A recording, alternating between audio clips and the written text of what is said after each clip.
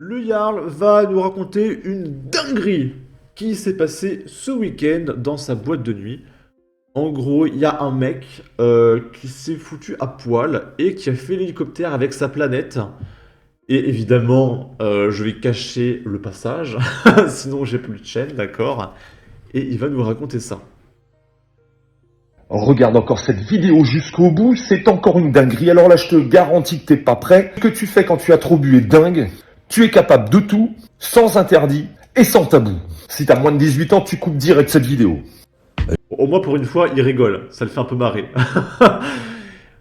Hop. Sans interdit et sans tabou.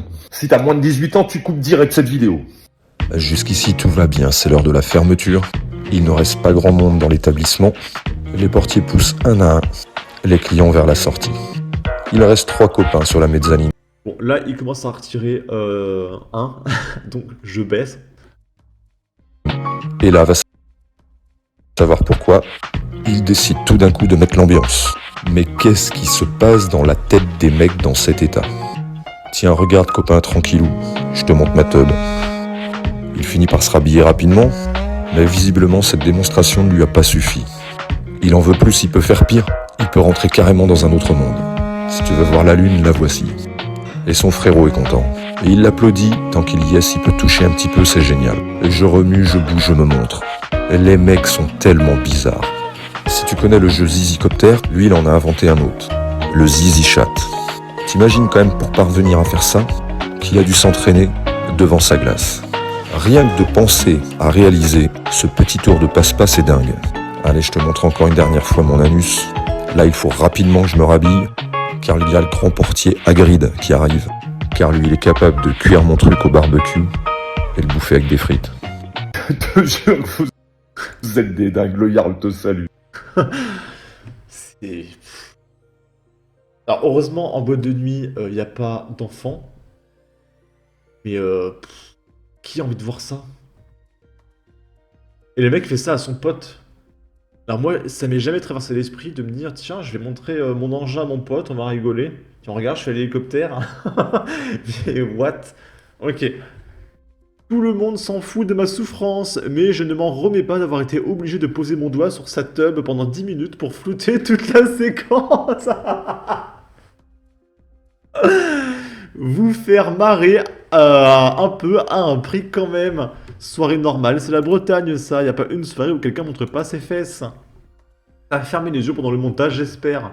Assez douloureux, je dois t'avouer. Je compatis à ta douleur, le Jarl. Les gens sont vraiment méchants, ils ne peuvent pas comprendre. Merci de Jarl, tu as refait ma journée. Ensuite, on va parler assimilation. Vous savez, souvent, on compare l'immigration africaine avec l'immigration ukrainienne. Et on dit, pourquoi les Ukrainiens ne gênent personne? Pourquoi personne ne parle des Ukrainiens? On va en parler aujourd'hui. Respect et gratitude envers la France. En Loire-Atlantique, tous les réfugiés ukrainiens en âge de travailler et en bonne santé ont un emploi. Oh! C'est peut-être ça le problème. Peut-être qu'il y en a qui viennent pour travailler et il y en a qui viennent pour tuer des gens. Malgré cette intégration, le but est de rentrer au pays dès que possible. Parce que normal, ils sont ukrainiens, ils viennent, ils respectent la France, ils travaillent, et dès qu'ils peuvent, ils rentrent chez eux. Il compte, le plus important, c'est quand tu viens dans un pays, tu le respectes, tu es droit dans tes bottes, et tu tiens à carreau, enfin c'est tout. Pas de problème si tu veux rentrer dans ton pays, mais grand bien te fasse. Reportage. La majorité des 2500 exilés installés dans le département travaillent ou sont scolarisés, avec la volonté de repartir dès que possible au pays. Tous ceux qui sont en âge de travailler et en bonne santé ont un emploi, soit environ la moitié des 2500 Ukrainiens réfugiés en Loire-Atlantique, avec une réputation de dur au mal et malgré un certain déclassement social par rapport à leur métier et diplôme d'origine. Ils se retroussent les manches. On nous dit souvent qu'on ne cherche pas à profiter du système, qu'on se débrouille, qu'on trouve des solutions, souligne Ganna et Generaliuk, membre d'une autre association locale Trisub, arrivés à Nantes juste avant le conflit. Tous les secteurs en tension, hôtellerie, restauration, nettoyage, BTP, embauchent à tour de bras parmi les réfugiés. À Saint-Nazaire, l'industrieuse, avec ses chantiers navals et l'aéronautique, certains employeurs prévoient même des cours de français. Antonina et son mari occupent une chambre d'hôtel à Saint-Herblain. Ça nous suffit largement pour vivre, s'excuse presque cette quinquagénaire.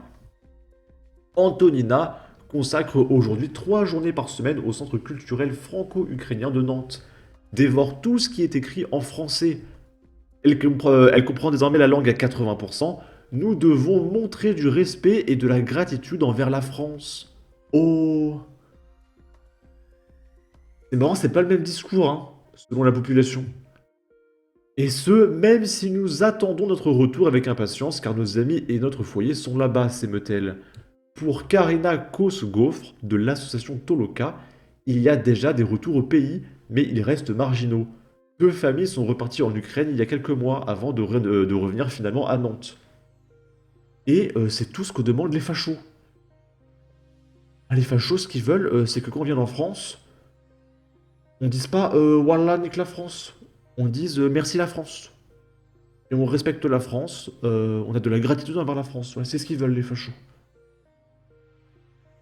Est-ce que c'est si extrême et méchant que ça de demander du respect et de la gratitude à un pays qui t'accueille? Pour les gauchistes, c'est irréaliste, hein. Montrer du respect envers quelqu'un qui t'accueille, mais c'est impensable, hein, d'accord? Moi, mes grands-parents, portugais, quand ils sont arrivés en France, oh, ils ont travaillé. Mes grands-parents respectent la France. Mon grand-père, comme tous les Portugais, il arrive en France, il a construit des maisons. Tous les Portugais sont maçons. Bizarrement, il y a un seul métier au Portugal, c'est maçon. Il faut croire, hein. Est-ce que c'est trop demandé? On va regarder les commentaires.